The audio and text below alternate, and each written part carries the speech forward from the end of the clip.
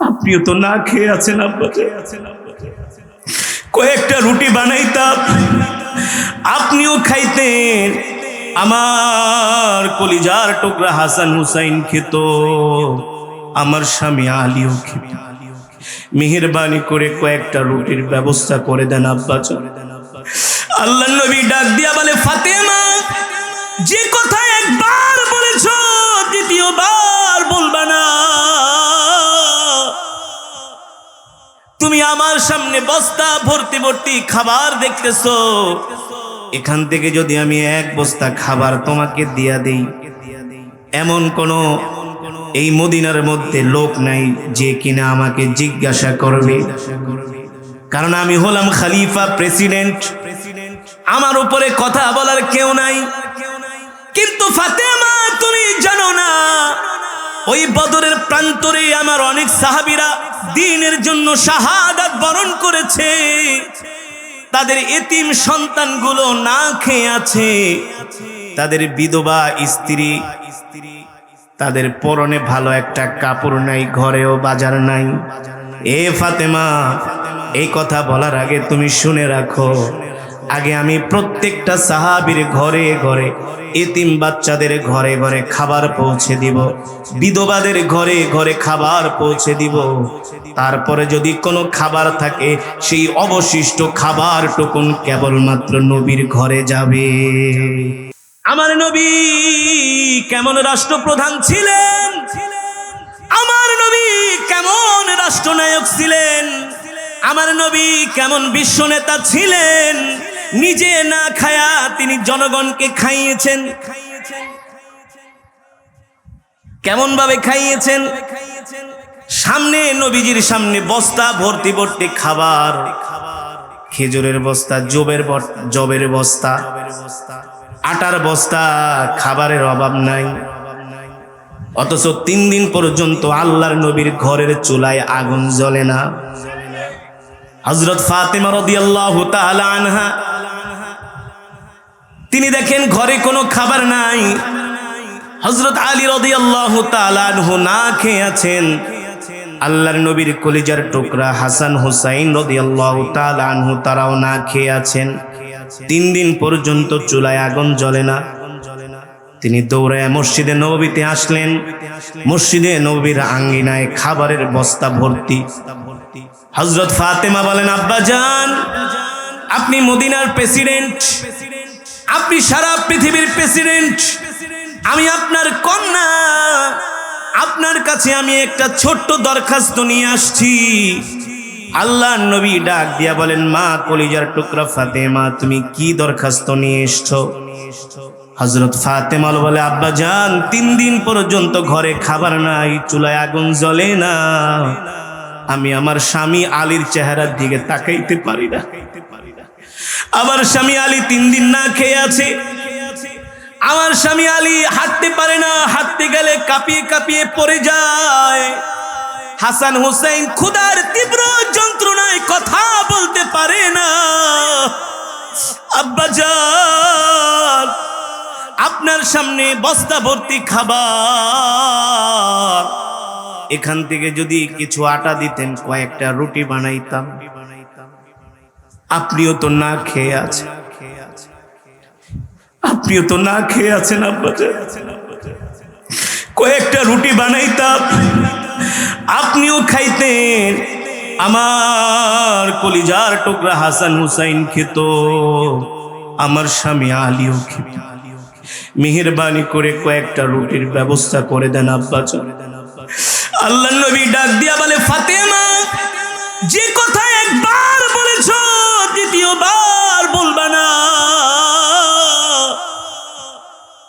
তুমি আমার সামনে বস্তা ভর্তি ভর্তি খাবার দেখতেছো, এখান থেকে যদি আমি এক বস্তা খাবার তোমাকে দিয়া দেই, এমন কোন এই মদিনার মধ্যে লোক নাই যে কিনা আমাকে জিজ্ঞাসা করবে, কারণ আমি হলাম খলিফা, প্রেসিডেন্ট, আমার উপরে কথা বলার কেউ নাই। কিন্তু ফাতেমা, তুমি জানো না, ওই বদরের প্রান্তরে আমার অনেক সাহাবীরা দ্বীনের জন্য শাহাদাত বরণ করেছে, তাদের এতিম সন্তানগুলো না খেয়ে আছে, তাদের বিধবা স্ত্রী, তাদের পরনে ভালো একটা কাপড় নাই, ঘরেও বাজার নাই। এ ফাতেমা, এই কথা বলার আগে তুমি শুনে রাখো, আগে আমি প্রত্যেকটা সাহাবীর ঘরে ঘরে, এতিম বাচ্চাদের ঘরে ঘরে খাবার পৌঁছে দিব, বিধবাদের ঘরে ঘরে খাবার পৌঁছে দিব। তারপরে যদি কোনো খাবার থাকে, সেই অবশিষ্ট খাবার টুকুন কেবলমাত্র নবীর ঘরে যাবে। জোরে বলেন আল্লাহু আকবার। পৃথিবীর এমন কোন শাসক এই দৃষ্টান্ত দেখাতে পারবে না, ঠিক কিনা বলেন? এ কারণে পৃথিবীর জমিনে যদি শান্তি প্রতিষ্ঠা করতে হয়, আল্লাহর নবীর আদর্শ ছাড়া শান্তি প্রতিষ্ঠা করা যাবে না, কোরআনের বিধান ছাড়া শান্তি প্রতিষ্ঠা করা যাবে না, ঠিক কিনা বলেন? হযরত ফাতেমা বললেন, ও আব্বাজান, আমি বুঝতে পেরেছি আপনি আমাকে খাবার দিবেন না, তবে আপনার কাছে আমি আর একটা দরখাস্ত করি। দেখেন দেখেন, কাজ করতে করতে আমার হাতগুলো ঠোসকা পড়ে গেছে, কাজ করতে করতে আমার হাত দিয়ে আর কাজ করতে পারি না, হাতে ঘা হয়ে গেছে, ঘা ঘা। আমাকে কিছুদিনের জন্য একটা দাসী বান্দির ব্যবস্থা করে দেন। আল্লাহর নবী ডাক দিয়া বললেন, ফাতিমা,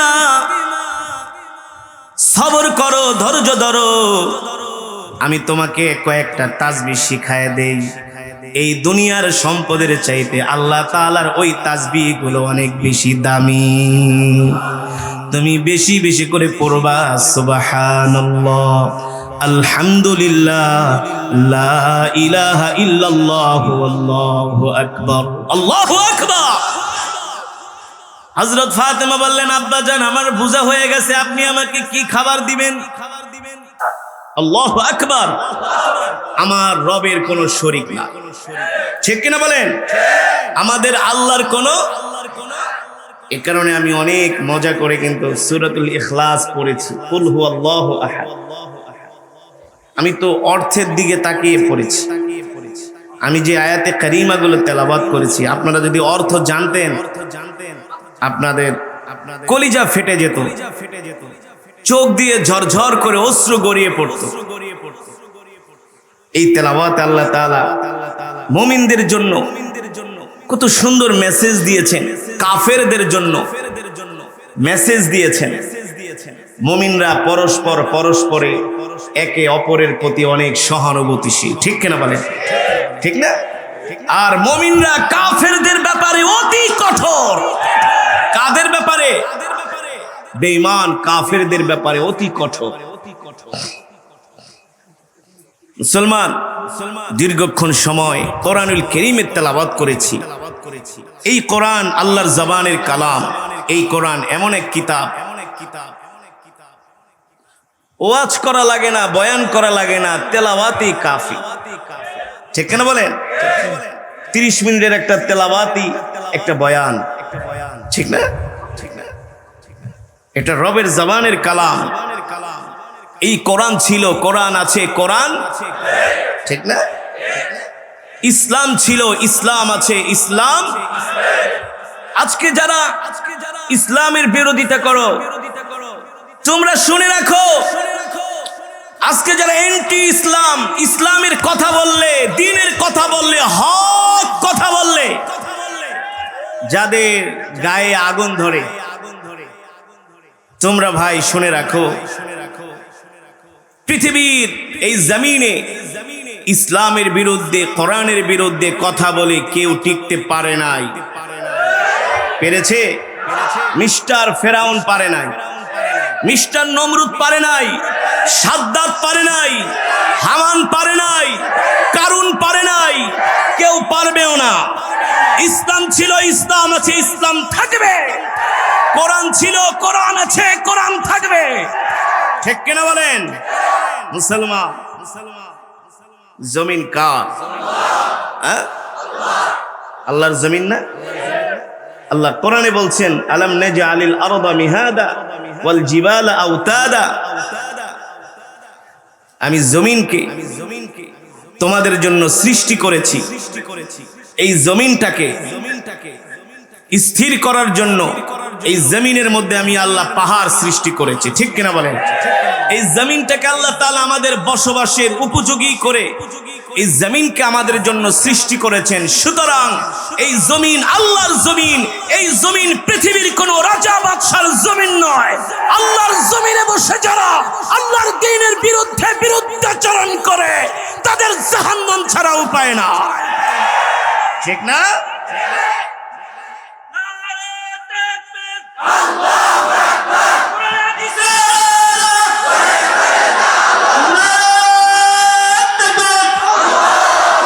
তার মানে জমিন যার আইন চলবে তা। জমিন কার? আর জোরে বলো মুসলমান, জমিন কার? জমিন যার বিধান চলবে তা। আল্লাহর জমিনে কোন তন্ত্র মন্ত্র কুফরি মতবাদ চলতে দেওয়া যাবে না।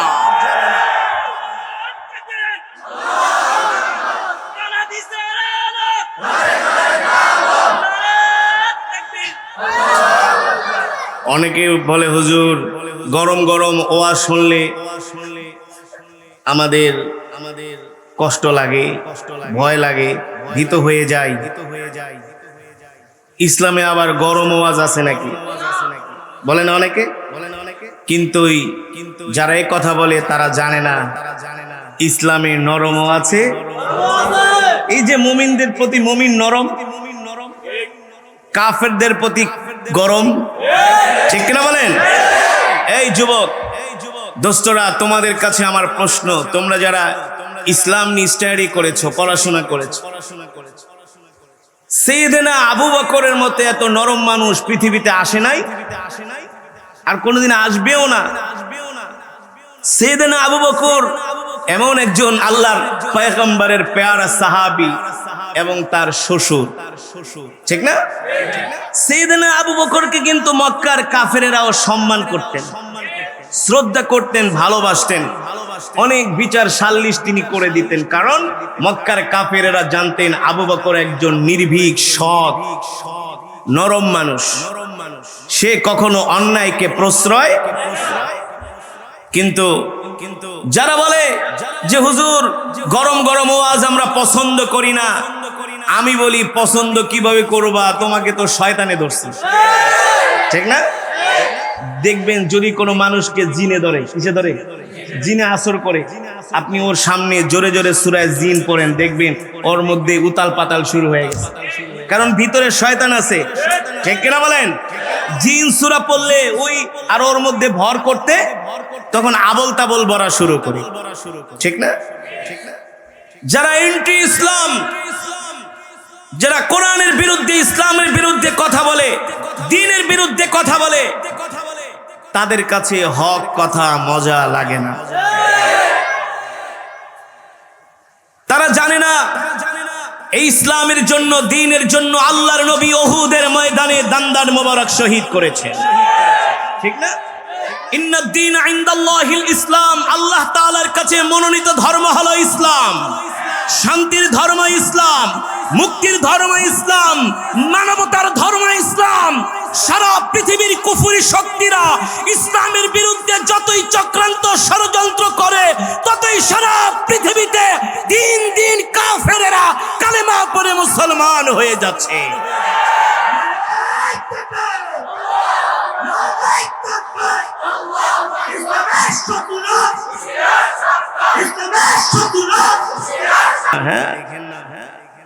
এ কথা অনেকে বলবে, কিন্তু আমরা বলি মুসলমান। আল্লাহ তাআলা কোরআনুল কারীমের মধ্যে বলছেন, আল ইয়াউমা আকমালতু লাকুম দীনাকুম ওয়া আতমামতু আলাইকুম নি'মাতি ওয়া রাদিতু লাকুমুল ইসলাম দীনা। এই পৃথিবীর জমিনে একটা মাত্র ধর্ম আছে, সেই ধর্মের নাম হলো ইসলাম, আর ইসলামটাই হলো একমাত্র কমপ্লিট জীবন ব্যবস্থা। সারা পৃথিবীর জমিনে যদি ইসলাম প্রতিষ্ঠা হয়ে যায়, শুধু মুসলমানরাই শান্তি পাবে না, অমুসলিমরাও তাদের অধিকার ফিরে পাবে, ঠিক কিনা বলেন? হিন্দু ভাইয়েরাও তাদের অধিকার ফিরে পাবে, খ্রিস্টানরাও তাদের অধিকার ফিরে পাবে, বুদ্ধিস্টরাও তাদের অধিকার ফিরে পাবে। আজকে সারা পৃথিবীতে যত শাসক আছে প্রত্যেকটা দেশের শাসক কোনো না কোনোভাবে সেই দেশের জনগণদেরকে ঠকাচ্ছে, ঠিক কিনা বলেন? গণতন্ত্রের নাম দিয়ে, সমাজতন্ত্রের নাম দিয়ে, কমিউনিজমের নাম দিয়ে এক একটা ছদ্মবেশ ধারণ করে প্রত্যেকটা মানুষের উপরে আজকে এক এক ভাবে তারা নির্যাতন চালাচ্ছে, ঠিক কিনা বলেন? যদি এই পৃথিবীর জমিনে শান্তি পেতে হয় সেই 1450 বছর আগে পৃথিবীর যিনি বিশ্ব নেতা জনাবে মুহাম্মদুর রাসূলুল্লাহ সাল্লাল্লাহু আলাইহি ওয়াসাল্লাম যেভাবে রাষ্ট্র পরিচালনা করেছিলেন, তার সাহাবীরা যেভাবে রাষ্ট্র পরিচালনা করেছিলেন, সেইভাবে যদি রাষ্ট্র পরিচালনা করা না হয় তাহলে পৃথিবীতে কোনো ধর্মের মানুষই তাদের অধিকার ফিরে পাবে না। প্রত্যেকটা দেশের প্রেসিডেন্ট শাসকরা দুর্নীতির সাথে জড়িত। আমি আপনাদের কাছে প্রশ্ন করতে চাই, বলেন আমার নবী জনাবে মুহাম্মদুর রাসূলুল্লাহ সাল্লাল্লাহু আলাইহি ওয়াসাল্লাম রাষ্ট্র পরিচালনা করেছেন, আজ পর্যন্ত কেউ বলতে পারবে না আমার নবী কোনো মানুষের একটা হক নষ্ট করেছেন, ঠিক কিনা বলেন? ইসলাম হলো শান্তির ধর্ম, ইসলাম হলো মুক্তির ধর্ম, মানবতার ধর্ম, ঠিক কিনা বলেন? উদাহরণ দিব আমার নবী কিভাবে রাষ্ট্র পরিচালনা করেছিলেন। বুখারীর বর্ণনায় আসছে আল্লাহর নবী মসজিদে নববীর সিঁড়িতে বসে আছেন, বিভিন্ন জায়গা থেকে কাফেলা ভর্তি ভর্তি খাবার আসতেছে, কাফেলা ভর্তি খাবার। এ মুসলমান, তোমাদের এখনো যদি হুঁশ না ফিরে, এখনো যদি তোমরা কোরআনের রাজ কায়েম করার জন্য, আল্লাহর জমিনে আল্লাহর বিধান কায়েম করার জন্য যে যেই জায়গায় আছে সেখান থেকে যদি আমরা চেষ্টা না করি, মেহনত না করি, কাল হাসরের ময়দানে আল্লাহর নবীর সামনে আমরা মুখ দেখাতে পারবো না। এই কোরআন শুধু তেলাওয়াত করার জন্যই আল্লাহ তাআলা নাজিল করেন নাই, এই কোরআন শুধু খতম পড়ার জন্য নাজিল করেন নাই, এই কোরআন শুধু খতমে তারাবির জন্য আল্লাহ তাআলা নাজিল করেন নাই, এই কোরআন শুধু দোকান উদ্বোধন, মার্কেট উদ্বোধন করার জন্য নাজিল করে নাই, এই কোরআন শুধু 40-এর জন্য নাজিল করে নাই। এই কথা যারা বিশ্বাস করে ওরা হলো মূর্খের দল, ওরা হলো ইহুদি খ্রিস্টানদের কাফেরদের দালাল, ঠিক কিনা বলেন? আল্লাহ কোরআন নাজিল করেছেন, এই কোরআন দিয়া সারা পৃথিবী শাসন করা হবে, ঠিক কিনা বলেন? এই কোরআন অনুযায়ী মুসলমান তাদের রাষ্ট্র পরিচালনা করবে। আর পৃথিবীতে 57টি মুসলিম রাষ্ট্র আছে, 200 কোটির উপরে মুসলমান আছে, 200 কোটি মুসলমানের সংবিধানের নাম জোরে বলুন, 200 কোটি মুসলমানের সংবিধানের নাম হলো কোরআন, ঠিক কিনা বলেন? ওয়ানুনাজ্জিলু মিনাল কুরআনি মা হুয়া শিফাউ ওয়া রাহমাতুল লিল মুমিনিন ওয়া লা ইয়াজিদুয যালিমিনা ইল্লা খাসারা। আল্লাহু আকবার। আল্লাহ তাআলা এই কোরআন মুমিনের শেফার জন্য, মুক্তির জন্য নাজিল করেছে। যে সমস্ত শাসকরা চুরি করে, দুর্নীতি করে, যারা মানুষের উপর অত্যাচার করে, নির্যাতন করে, জুলুম করে, যারা মানুষের হক আদায় করে না, পৃথিবীর আইন আদালত দিয়া তাদেরকে ভালো মানুষ বানানো যাবে না। তাদেরকে ভালো বানাইতে হলে কোরআনের অ্যান্টিবায়োটিক দিতে হবে, ঠিক কি বলেন? কোরআন ছাড়া অসভ্য মানুষকে সভ্য করা যায় না। এ কারণে আমাদের ঢাকার শহরে দেখি একটা মাদকাসক্তলায় একটা চিকিৎসা কেন্দ্র আছে। যে সমস্ত ছেলেরা মাদক ড্রাগ নিয়ে যারা অ্যাডিক্টেড হয়ে যায়, মানে মাদকাসক্ত আছে না, মদ খাওয়ার জন্য, হিরোইন খাওয়ার জন্য, গাঁজা খাওয়ার জন্য মায়ের স্বর্ণের চেন চুরি করে, কানের দুল চুরি করে, এমনকি বাবার মাথা ফাটায় দেয় টাকার জন্য। এই সমস্ত ছেলেরা মাদকাসক্ত, তারা ড্রাগ অ্যাডিক্টেড, তারা মাদকের সাথে এমন ভাবে জড়ায় গেছে, ভাত না খাইলে তারা 1 সপ্তাহ বাঁচতে পারে, কিন্তু মাদক গ্রহণ না করলে তারা বাঁচতে পারে। এই সমস্ত যুবকদেরকে মা বাবাগুলো মাদকাসক্তলায় ভর্তি করা হয়, হসপিটালে, মাদকাসক্ত চিকিৎসা কেন্দ্রে আমি গেলাম, দেখি সেখানে একজন হুজুর তাদেরকে কোরআন শিখাইতেছে। আমি জিজ্ঞেস করলাম আপনারা তাদেরকে কি দিয়ে ট্রিটমেন্ট করেন? বলে হুজুর মেডিসিনের চাইতে আমরা তাদেরকে বেশি বেশি ধর্মের কথাগুলো শোনাই, তাদেরকে কোরআন শিখাই। আল্লাহু আকবার, জোরে বলেন আল্লাহু আকবার। এই কোরআন দিয়ে আমার নবী রাষ্ট্র পরিচালনা করেছিলেন, ঠিক না? আমার নবী কেমন রাষ্ট্রপ্রধান ছিলেন, আমার নবী কেমন রাষ্ট্রনায়ক ছিলেন, আমার নবী কেমন বিশ্ব নেতা ছিলেন। নিজে না খায়া তিনি জনগণকে খাইয়েছেন। কেমন ভাবে খাইয়েছেন? সামনে নবীজির সামনে বস্তা ভর্তি ভর্তি খাবার, খেজুরের বস্তা, জবের বস্তা, আটার বস্তা, খাবারের অভাব নাই। অথচ 3 দিন পর্যন্ত আল্লাহর নবীর ঘরের চুলায় আগুন জ্বলে না। হযরত ফাতেমা রাদিয়াল্লাহু তাআলা আনহা তিনি দেখেন ঘরে কোনো খাবার নাই। হযরত আলী রাদিয়াল্লাহু তাআলা আনহু না খেয়ে আছেন।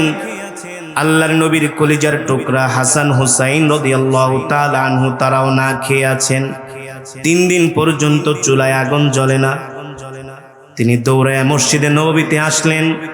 মসজিদে নববীর আঙ্গিনায় খাবারের বস্তা ভর্তি। হযরত ফাতেমা বলেন, আব্বাজান আপনি মদিনার প্রেসিডেন্ট, আপনি সারা পৃথিবীর প্রেসিডেন্ট, আমি আপনার কন্যা, আপনার কাছে আমি একটা ছোট্ট দরখাস্ত নিয়ে আসছি। আল্লাহর নবী ডাক দিয়া বলেন, মা কলিজার টুকরা ফাতেমা তুমি কি দরখাস্ত নিয়ে এসছো? হযরত ফাতেমা বলে, আব্বাজান 3 দিন পর্যন্ত ঘরে খাবার নাই, চুলায় আগুন জ্বলে না, আমি আমার স্বামী আলীর চেহারার দিকে তাকাইতে পারি না। আমার স্বামী আলী 3 দিন না খেয়ে আছে। আমার স্বামী আলী হাঁটতে পারে না, হাঁটতে গেলে কাঁপিয়ে কাঁপিয়ে পড়ে যায়। হাসান হুসাইন ক্ষুধার তীব্র যন্ত্রণায় কথা বলতে পারে না। আব্বাজান আপনার সামনে বস্তা ভর্তি খাবার, এখান থেকে যদি কিছু আটা দিতেন, কয়েকটা রুটি বানাইতাম। আপনিও তো না খেয়ে আছেন, আপনিও তো না খেয়ে আছেন, কয়েকটা রুটি বানাইতাম, আপনিও খাইতেন। আমার কলিজার টুকরা হাসান হুসাইন খেত, আমার স্বামী আলীও খেত। মেহেরবানি করে কয়েকটা রুটির ব্যবস্থা করে দেন আব্বাজান। আল্লাহর নবী ডাক দিয়া বলে, ফাতেমা যে কথা একবার বলেছো দ্বিতীয়বার বলবা না। তুমি আমার সামনে বস্তা ভর্তি ভর্তি খাবার দেখতেছো, এখান থেকে যদি আমি এক বস্তা খাবার তোমাকে দিয়া দেই, এমন কোন এই মদিনার মধ্যে লোক নাই যে কিনা আমাকে জিজ্ঞাসা করবে, কারণ আমি হলাম খলিফা, প্রেসিডেন্ট, আমার উপরে কথা বলার কেউ নাই। কিন্তু ফাতেমা তুমি জানো না, ওই বদরের প্রান্তরে আমার অনেক সাহাবীরা দ্বীনের জন্য শাহাদাত বরণ করেছে। তাদের এতিম সন্তানগুলো না খেয়ে আছে, তাদের বিধবা স্ত্রী, তাদের পরনে ভালো একটা কাপড় নাই, ঘরেও বাজার নাই। এ ফাতেমা, এই কথা বলার আগে তুমি শুনে রাখো, আগে আমি প্রত্যেকটা সাহাবীর ঘরে ঘরে, এতিম বাচ্চাদের ঘরে ঘরে খাবার পৌঁছে দিব, বিধবাদের ঘরে ঘরে খাবার পৌঁছে দিব। তারপরে যদি কোনো খাবার থাকে, সেই অবশিষ্ট খাবার টুকুন কেবলমাত্র নবীর ঘরে যাবে। জোরে বলেন আল্লাহু আকবার। পৃথিবীর এমন কোন শাসক এই দৃষ্টান্ত দেখাতে পারবে না, ঠিক কিনা বলে? এ কারণে পৃথিবীর জমিনে যদি শান্তি প্রতিষ্ঠা করতে হয়, আল্লাহর নবীর আদর্শ ছাড়া শান্তি প্রতিষ্ঠা করা যাবে না, কোরআনের বিধান ছাড়া শান্তি প্রতিষ্ঠা করা যাবে না, ঠিক কিনা বলেন? হযরত ফাতেমা বললেন, ও আব্বাজান আমি বুঝতে পেরেছি আপনি আমাকে খাবার দিবেন না, তবে আপনার কাছে আমি আর একটা দরখাস্ত করি। দেখেন দেখেন কাজ করতে করতে আমার হাতগুলো ঠোসকা পড়ে গেছে, কাজ করতে করতে আমার হাত দিয়ে আর কাজ করতে পারি না, হাতে ঘা হয়ে গেছে, ঘা ঘা। আমাকে কিছুদিনের জন্য একটা দাসী বান্দির ব্যবস্থা করে দেন। আল্লাহর নবী ডাক দিয়া বললেন, ফাতিমা সবর করো, ধৈর্য ধরো, আমি তোমাকে কয়েকটা তাসবিহ শিখায় দেই। এই দুনিয়ার সম্পদের চাইতে আল্লাহ তাআলার ওই তাসবিহ গুলো অনেক বেশি দামি। তুমি বেশি বেশি করে পড়বা সুবহানাল্লাহ, আলহামদুলিল্লাহ, লা ইলাহা ইল্লাল্লাহু আল্লাহু আকবার, আল্লাহু আকবার। হযরত ফাতেমা বললেন, আব্বাজান আমার বোঝা হয়ে গেছে, আপনি আমাকে কি খাবার দিবেন? অথচ আজকে পৃথিবীর দিকে তাকাইলে দেখা যায় পৃথিবীতে যারা রাষ্ট্র পরিচালনা করে তাদের কোটি কোটি টাকার দামি গাড়ি, দামি বাড়ি, ঠিক কিনা বলেন? ঠিক না? আজকে তোমরা টকশোর মধ্যে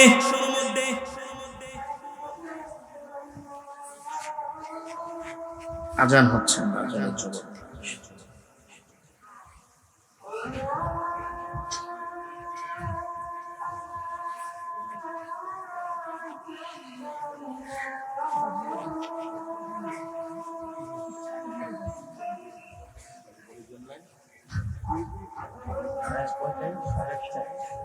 একটু আগে না ছাড়া তো বুঝতে করতে পারবো না।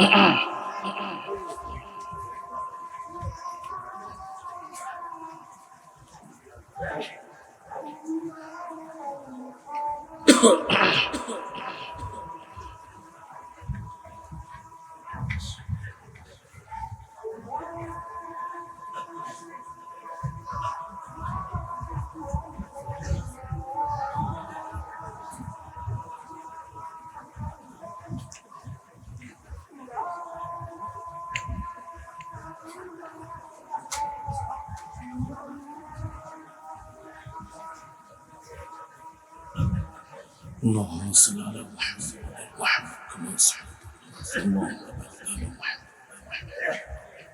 اللهم صل على আমরা একটু জিকির করি, লা ইলাহা ইল্লাল্লাহ, লা ইলাহা ইল্লাল্লাহ, লা ইলাহা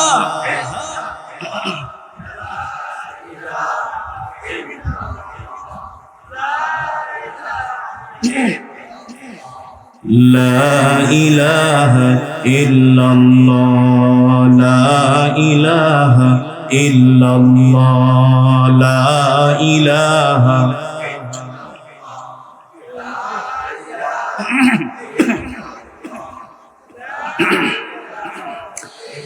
لا إله إلا الله মুহাম্মাদুর রাসূলুল্লাহ।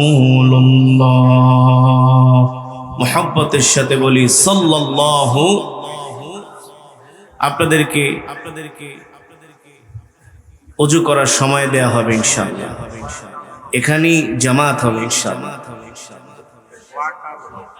8:15 আজান হবে, আপনাদেরকে 10 থেকে 12 মিনিট ওযু করার সময় দেওয়া হবে।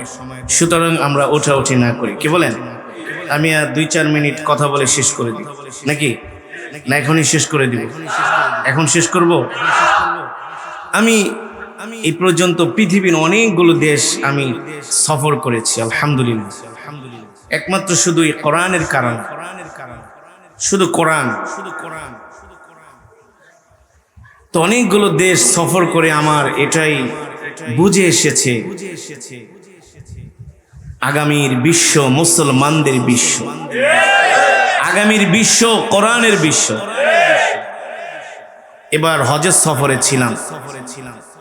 এই হজের সফরে আফ্রিকা থেকে একজন পাদ্রী, খ্রিস্টানদের পাদ্রী, তিনি স্বপ্নে দেখছেন পরপর 3 বার যে তুমি আফ্রিকা থেকে সাদা কাপড় পরে তুমি আরবে যাও। কোথায় যাও? আরবে যাও। সেই পাদ্রী 3 বার স্বপ্নে দেখার পরে তিনি কালেমা পড়ে মুসলমান হয়ে গিয়েছেন। হাজার হাজার অনুসারী তার সাথে কালেমা পড়ে মুসলমান হয়ে গিয়েছে। এবার তিনি হজ করেছেন। সারা পৃথিবীতে ইসলামের জাগরণ শুরু হয়েছে, ঠিক না বলেন? পৃথিবীর একটি মাত্র রাষ্ট্র যারা কিনা সারা পৃথিবীর মোড়লদেরকে বৃদ্ধাঙ্গুলি দেখিয়ে তারা 100% কোরআনের রাজ কায়েম করেছে, ঠিক না বলেন? পশ্চিমা মিডিয়াগুলো তারা প্রোপাগান্ডা ছড়িয়েছে যে আফগানের মানুষগুলো খেতে পারে না। এখন দেখা যাচ্ছে বাংলাদেশের চাইতেও তাদের জিডিপি বেশি, বার্ষিক আয় বেশি, ঠিক না? এই হক কথাগুলো আজকে আমাদেরকে বলতে দেয়া হচ্ছে না। পৃথিবীর সকলগুলো আমাদের টুটি চেপে ধরার ষড়যন্ত্র করছে, কিন্তু তারা জানে না আল্লাহর কোরআনের নূর কেউ নিভাতে পারে নাই, পারবেও না।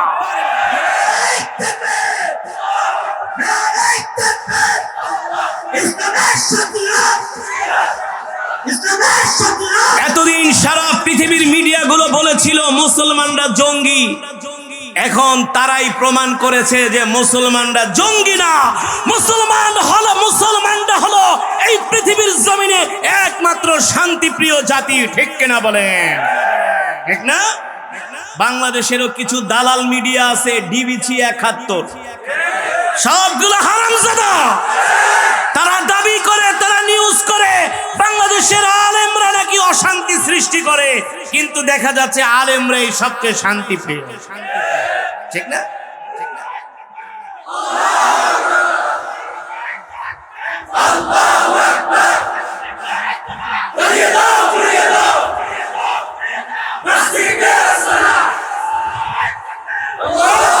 যেই জমিনের মধ্যে হক কথা বলা যায় না, সেই জমিনে আল্লাহর রহমত থাকে না।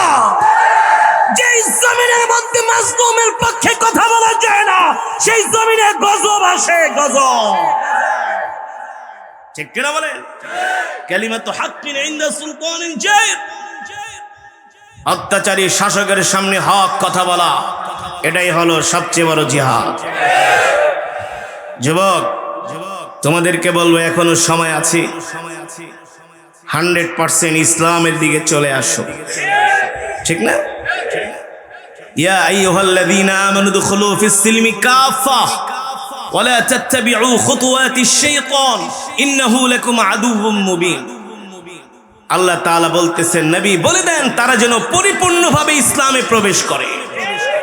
আজকে দুঃখ হয়, কোরআন হাদিসের কোনো জ্ঞান নাই, ধর্মের কোনো জ্ঞান নাই, তারা আসে আলেমদেরকে জ্ঞান দিতে।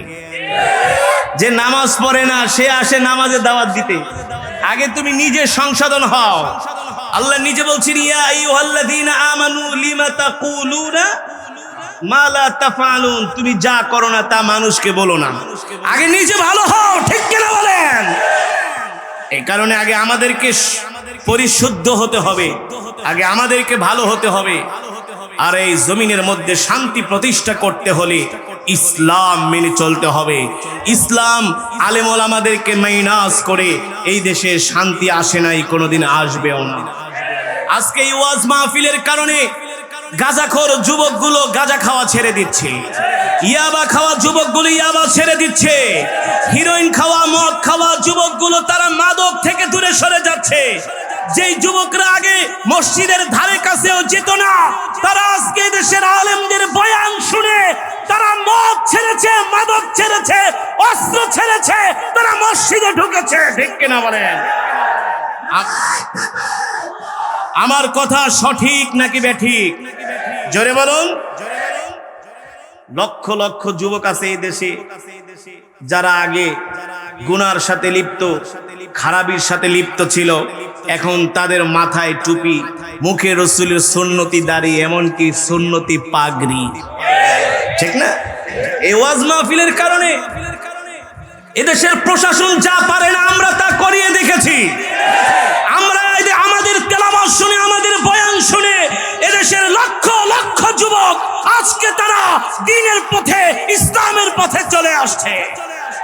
যাদেরকে দেখলে মানুষ নিরাপত্তাহীনতায় ভুগত, আজকে মানুষ তাদের কাছে নিরাপদ হয়ে গেছে, শুধু একমাত্র আল্লাহর কোরআনের কারণে।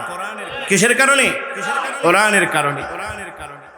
অকুল জাআল হক ওয়া যাহাকাল বাতিল ইন্নাল বাতিলা কানা যাহুকা। বাতিল যতই শক্তিশালী হোক না কেন, বাতিল যতই শক্তিশালী রূপ ধারণ করুক না কেন, হক যখন বাতিলের মোকাবেলায় দাঁড়ায় যায়, বাতিল শক্তিশালী হওয়া সত্ত্বেও হকের সামনে তারা দাঁড়াতে পারে না, লেজ ফুটিয়ে পালিয়ে যেতে বাধ্য হয়। ঠিক না? এ কারণে আমাদের ভয় পাওয়ার কোনো কারণ নাই, হতাশ হওয়ার কোনো কারণ নাই। আমি এতক্ষণ যেই বয়ান করলাম কোরআন হাদিস থেকে আমি হক কথা বলেছি, হক কথা। আমি ব্যক্তির স্বার্থে একটা কথাও বলি নাই। বলেছি, জোরে বলেন। আমি কোনো দলের এজেন্ডা নিয়ে কথা বলি নাই। আমি যা বলেছি স্পষ্ট কোরআন হাদিস থেকে কথা বলেছি। কারণ আমার দেশের যুব সমাজগুলো মাদকে শক্ত হয়ে যাচ্ছে, ইসলাম থেকে দূরে সরে যাচ্ছে। এভাবে চলতে গেলে এদেশের মধ্যে শান্তি থাকবে না, অশান্তি সৃষ্টি হয়ে যাবে। এই হক কথাগুলো বলার দায়িত্ব আমাদের কিনা বলেন? হ্যাঁ, যদি আমরা না বলি, কাল হাসরের ময়দানে আল্লাহর নবী বলবে, আমি দ্বীনের দাওয়াত দিতে গিয়ে কাফেরেরা আমাকে পাথর মেরে রক্তাক্ত করেছে। উম্মত দেখো, আমার শরীরে এখনো পাথরের দাগ। কই তোমাদের গায়ে তো একটা লাঠির পিটার দাগও তো নাই। এ কারণে যতদিন বাঁচবো ইসলাম এবং দ্বীনের পক্ষে বাঁচবো। রাজি আছেন ইনশাআল্লাহ? যতদিন বাঁচবো কোরআন সুন্নাহ অনুযায়ী বাঁচবো, যতদিন বাঁচবো আল্লাহর জমিনে আল্লাহর বিধান মেনে, আল্লাহর হুকুম মেনে বাঁচবো। কে কে রাজি আছেন? হাত উঠান। লিল্লাহে তাকবীর, লিল্লাহে তাকবীর বলেন। আল্লাহ, যতদিন বাঁচবো আপনার হুকুম মেনে বাঁচবো। আল্লাহ আমাদের কবুল করে নেন। আরো জোরে বলি আমিন।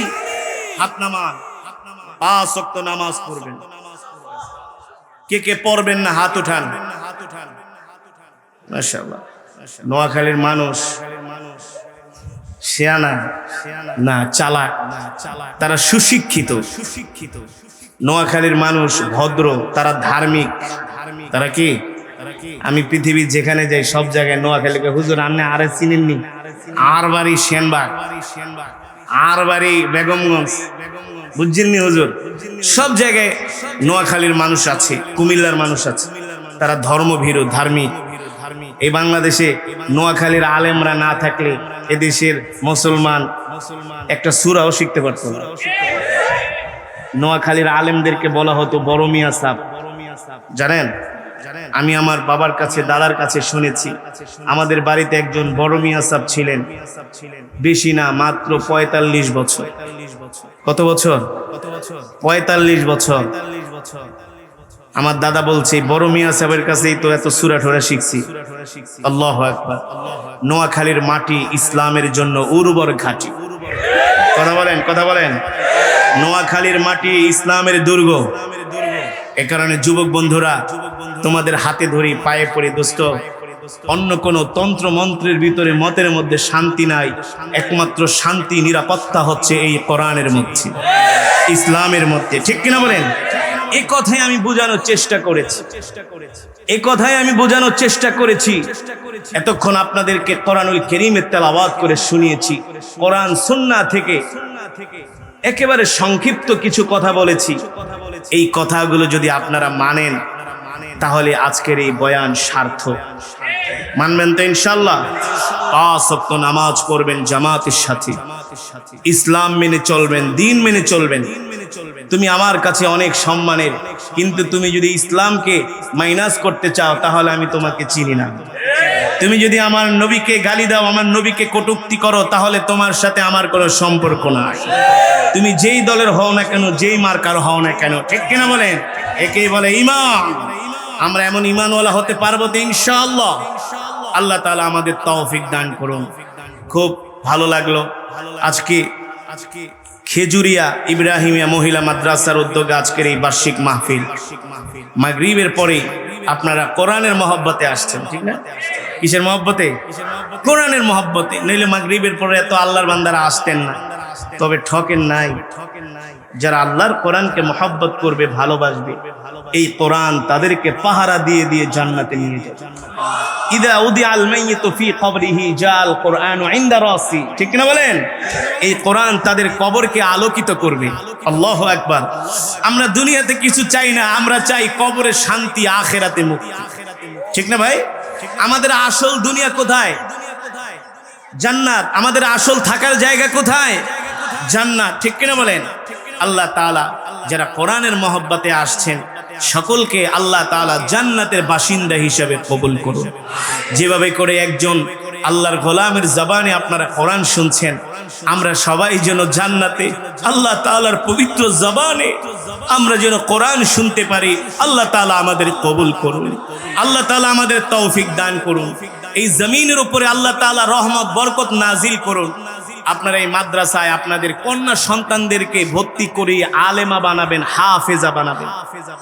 আলেমা বানাবেন, হাফেজা বানাবেন। গাছ যদি ভালো হয় ফলও কি হয়? মা যদি ধার্মিক হয় সন্তানও ভালো হয়, ঠিক কিনা বলেন? যেই মা বোনেরা সারাদিন স্টার জলসা, জি বাংলা আর মোবাইলের মধ্যে টিকটক করে আর নাটক করে, ওই মায়ের গর্ভে কোনোদিন মোহাম্মদুল্লাহ হাফিজির জন্ম হবে না। ওই মায়ের গর্ভে কোনোদিন মোহাম্মদুল্লাহ হাফিজের জন্ম হবে না। ওই মায়ের গর্ভে কখনো হারুন বুখারীর জন্ম হবে না, ঠিক কিনা বলেন? মা যদি পর্দানশীল হয়, আলেমা হয়, ধার্মিক হয়, ওই মায়ের গর্ভে আল্লামা শফির মতো, শেখুল হাদিসের মতো যুগ শ্রেষ্ঠ দ্বীনের দায়ী জন্ম, ঠিক কিনা বলেন?